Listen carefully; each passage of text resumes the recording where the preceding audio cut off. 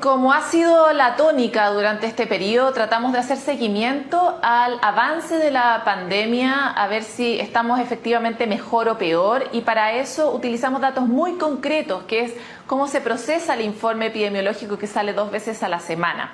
Esta vez, como antes, queremos hablar con Tomás Pérez de Acle, que está hoy día con nosotros y que es director del Laboratorio de Biología Computacional de la Fundación Ciencia y Vida, y además es profesor del Centro Interdisciplinario de Neurociencia de Valparaíso. Muchas gracias, Tomás, por estar acá. Hola, Paloma. Feliz de acompañarte en este programa. Tomás, el último informe epidemiológico es del 1 de agosto y lo que muestra es el estado de avance de la pandemia en el último tiempo, de acuerdo a los datos que tiene el Ministerio de Salud.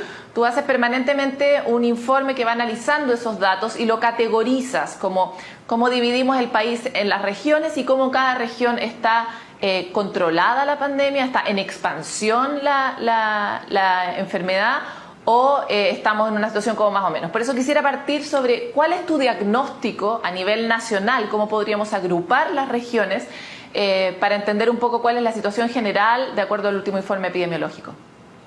Perfecto. Bueno, lo primero que hay que decir es que, lamentablemente, dado el alto nivel de infección que tenemos en el país, ¿cierto? Sí. Quisiéramos hacer una comparación internacional, se entiende que siempre las comparaciones son odiosas, pero en algún minuto hay que hacerlas para entender en qué contexto nos encontramos. Si nosotros miramos la cantidad de personas infectadas por millón de habitantes, Chile está dentro de los 3 o 4 países más infectados del mundo. De hecho, si sacamos países pequeños que están un poco más arriba que nosotros, Bahrein, Qatar, San Marino, Chile es por lejos el país más infectado por millón de habitantes.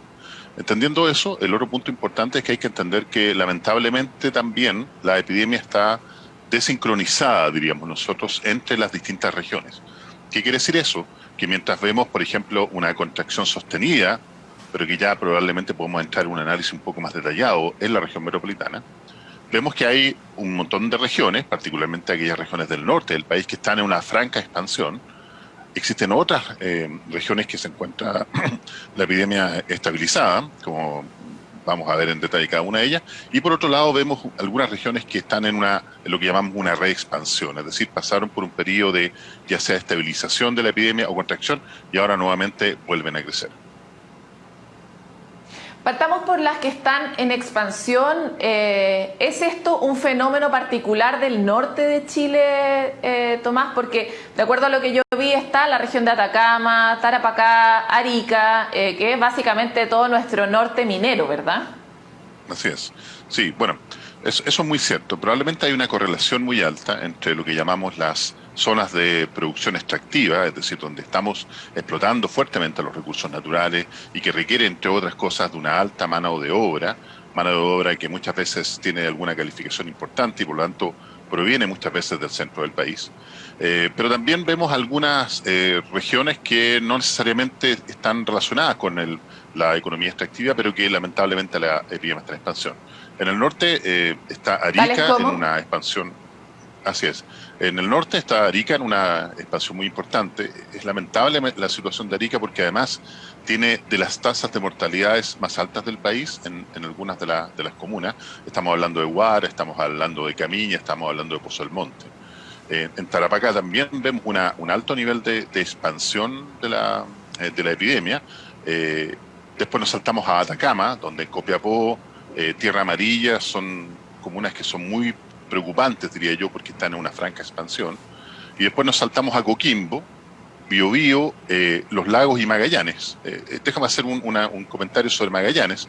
Magallanes es una región que ha venido mostrando signos de estabilización y de contracción de la epidemia en las semanas anteriores, pero que lamentablemente cada cierto tiempo se produce un rebrote. En realidad no podríamos hablar de rebrote, sino más bien de una reexpansión de la epidemia, porque para hablar de rebrote lo primero que tenemos que establecer es que llegamos a un nivel de infección prepandémico, lo cual todavía no ocurre en ninguna región, probablemente salvo Aysén, aunque todavía hay un número pequeño de personas infectadas, ¿no?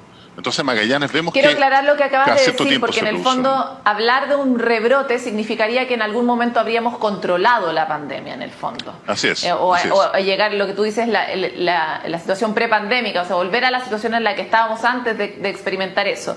Y desde ese punto de vista, ¿cómo uno explica el caso de Magallanes? Porque en los lagos también hay una fuerte actividad empresarial asociada a la empresa de la salmonicultura que cumple un poco los requisitos o las condiciones que tú planteabas respecto del norte minero.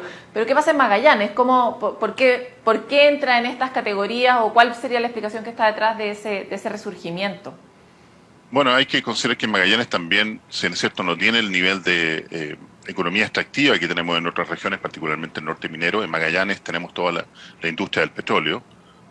Si es cierto, es pequeña, en Chile es incipiente, todavía sigue siendo importante.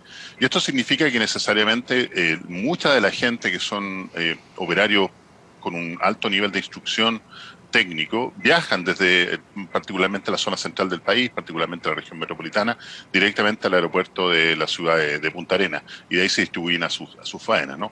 Entonces hemos visto a lo largo de esta pandemia 2 o 3 ocasiones en las cuales Magallanes, particularmente Punta Arenas, ha logrado bajar la infección de una manera significativa, incluso a niveles de una contracción importante, prácticamente desapareciendo el número de infectados, y nuevamente volvemos a ver la ciudad de Magallanes, la región de Magallanes, particularmente Punta Arenas, ahora volviendo a crecer con una epidemia que está en franca expansión. Ahora, Tomás, hablemos de la reexpansión. Estas son regiones que en algún momento vivieron una contracción y que ahora están volviendo a crecer. ¿Qué regiones están en ese grupo? Claro. Primero creo que habría que recorrer el país completo, ¿no? Hablamos de las regiones que están con su epidemia en expansión, ¿no? Arica, Tarapacá, Atacama, Coquimbo, Biobío, Los Lagos y Magallanes. Hay un par de regiones que están con una epidemia estabilizada, son O'Higgins, Ñuble y Maule, otras regiones que están muy cerca unas de otras, ¿no? La única región del país que se encuentra con una epidemia realmente en contracción y podríamos decir completamente bajo control sigue siendo la región de Aysén, aunque vemos un pequeño aumento en el número de infectados, pero dado que es tan pequeño uno supondría que están todos trazados, aislados y tratados apropiadamente. Las regiones que están con lo que llamamos una reexpansión provienen ya sea de un proceso de contracción, es decir, durante una cantidad de tiempo, una semana o 2 semanas estuvieron bajando el número de infectados, o provienen de una situación de estabilización. El caso importante, por ejemplo, de Antofagasta, que venía creciendo muy fuertemente, que pasó por un proceso de contracción importante durante la semana pasada, pero ahora volvemos a verla crecer. Eso se verifica principalmente en 2 aspectos. Uno es el aumento en el número de personas infectadas y en la tasa con la cual aumenta este número de personas infectadas, ambos elementos que están creciendo particularmente durante la última semana. Valparaíso es otra de las regiones que tiene esta misma característica. Yo diría que Valparaíso tiene una característica muy particular dentro de todas las regiones, probablemente por su cercanía con la región metropolitana y quizás influido por el flujo de personas, particularmente durante los feriados largos, que llegan a la región de Valparaíso. Recordar que la región de Valparaíso es bastante más extensa que solo Valparaíso, Viña del Mar y Algarrobo, ¿no? Entonces vemos oscilaciones muy importantes en la región de Valparaíso en torno al valor número 1, del R efectivo, que nos indican que hay ocasiones en las cuales la región como un todo vuelve a crecer y nuevamente se contrae. Lamentablemente la región metropolitana, a pesar de que lleva un par de semanas en un proceso de contracción, hoy día vemos signos que son preocupantes y que nos hablan de que potencialmente algunas comunas están en un proceso de reexpansión. El signo más importante que vemos ahí es que si nosotros miramos el R efectivo durante los últimos 7 días y lo comparamos contra los últimos 14 días, en la mayoría de las comunas de la región metropolitana, el R efectivo durante los últimos 7 días es mayor que el de los últimos 14 días, lo que implica necesariamente que muchas de estas comunas están entrando nuevamente en un proceso de reexpansión. Tomás, ¿cómo se proyecta esa reexpansión en la región metropolitana, que es, a la luz de los hechos, la región metropolitana ha sido el gran responsable de muchos de los contagios de las otras regiones de Chile, por este tránsito entre una región que estaba muy, muy infectada y el resto del país que no lo estaba, pero sin embargo logramos llevar la epidemia fuertemente hacia el norte, también hacia el sur. Y hoy día estamos en esta etapa de recrecimiento. ¿Cómo ves tú, de acuerdo a estos indicadores, estas sospechas, que se va a comportar? Porque recordemos que hace más o menos 2 semanas venimos recibiendo este mensaje de empezar a retomar un poco la vida, paso a paso, ¿verdad? Que se ha visto muy fuertemente reflejado en el flujo de personas en la calle. O sea, la ciudad se parece bastante a la que era antes de la pandemia. Entonces, desde ese punto de vista, ¿cómo proyectas tú, con los números que hay, el desarrollo de la pandemia dentro de la región metropolitana?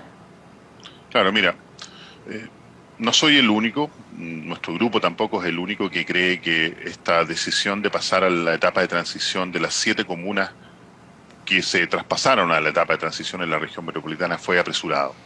Lo ideal habría sido esperar un par de semanas más a que toda la región metropolitana en su conjunto mostraran números que permitieran pasar a la región completa como un bloque a la etapa de transición. Y para esto ni siquiera hay que ir a mirar las experiencias internacionales, muchas de las cuales países que han entrado en procesos de desconfinamiento progresivo lamentablemente han visto una reexpansión de la epidemia o un rebrote en aquellos lugares donde la epidemia ha pasado a situaciones prepandémicas, como el caso de Israel y Australia, ¿no?